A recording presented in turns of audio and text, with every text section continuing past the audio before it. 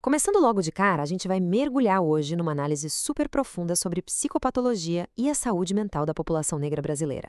Todo esse estudo, aliás, é baseado nas pesquisas sensacionais da professora Penélope Esteves. A ideia aqui é entender, sabe, de um jeito bem claro como a nossa história e a própria sociedade acabam moldando de verdade o sofrimento psíquico. Para organizar nossa conversa, a gente tem um caminho de 5 passos. Primeiro, cuidado ou controle. Depois, o que dizem os números. Em seguida, trauma e alienação, passando por 4 distúrbios e fechando com as narrativas insurgentes. Vamos lá.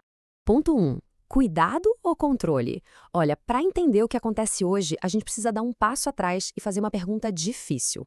Será que a psicologia sempre foi aquele instrumento neutro de cuidado que a gente gosta de imaginar?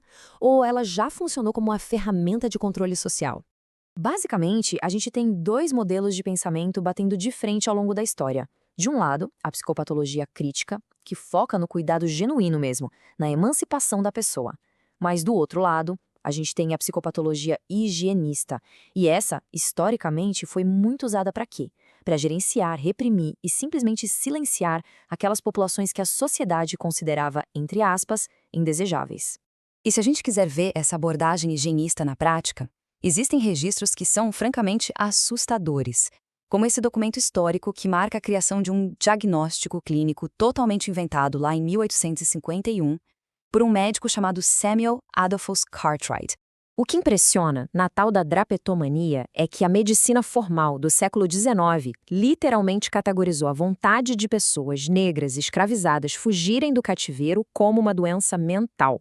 Pensa bem, a busca humana mais básica que existe, que é a liberdade, foi completamente distorcida por uma pseudociência e transformada numa síndrome.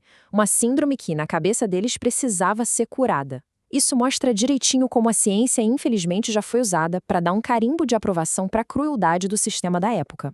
Passando para o ponto 2, o que dizem os números? Porque, saindo dessas práticas absurdas do passado e chegando no nosso dia a dia agora, fica claro que esses problemas estruturais continuam impactando as vidas de um jeito muito desproporcional. Vamos dar uma olhada no que os dados mais recentes estão gritando para a gente. Olha só essa informação. Existe um risco de suicídio que é até 50% maior entre os jovens negros. É uma daquelas estatísticas que fazem a gente parar e respirar fundo, sabe? Ela exige que a gente deixe as teorias de lado por um segundo para reconhecer uma realidade que é brutal. É a consequência letal de desigualdades que a gente ainda não resolveu.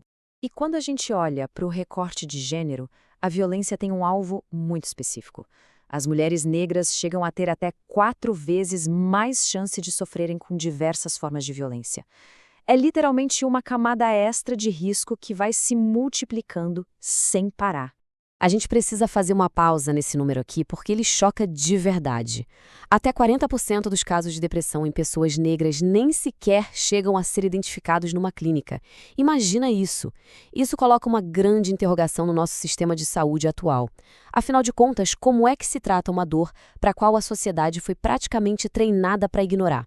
O que nos leva ao ponto 3, trauma e alienação. Agora que a gente já entendeu o peso dessa realidade através dos números, chegou a hora de buscar as explicações. Como é que esse trauma é, de fato, produzido ali, no dia a dia, na mente das pessoas? É aí que entra um verdadeiro gigante da psiquiatria, Frantz Fanon.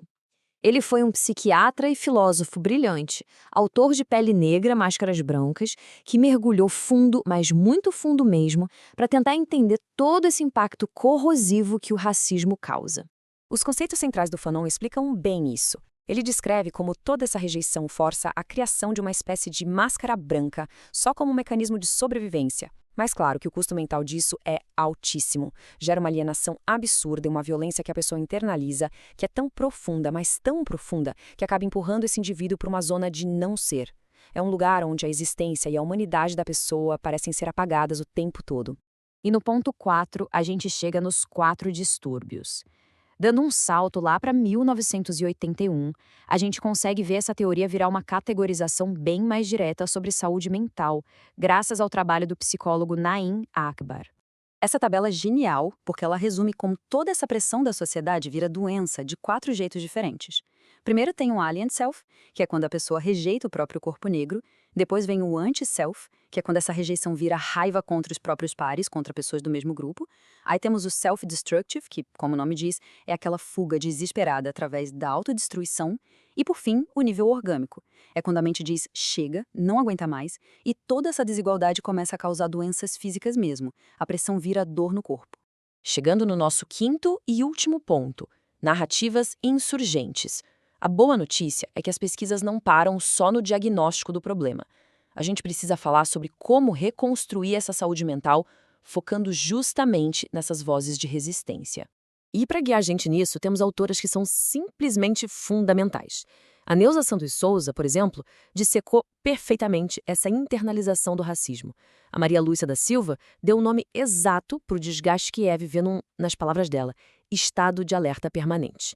E a Lélia Gonzalez foi mais longe ainda, mostrando como o racismo entra até no nosso jeito de falar, lá no inconsciente linguístico, através do português.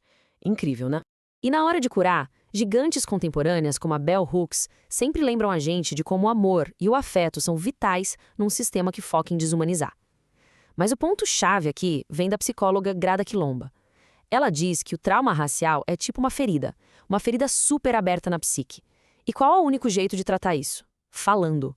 Essa dor tem que ser narrada, tem que ser colocada para fora com as próprias palavras para que finalmente a cicatrização possa começar. Tudo isso desemboca nessa pergunta final e super provocativa. O racismo adoece. Mas quem é que nomeia essa dor? Fica essa pulga atrás da orelha para a gente pensar sobre quem realmente tem o poder de escutar e dar o diagnóstico na nossa sociedade.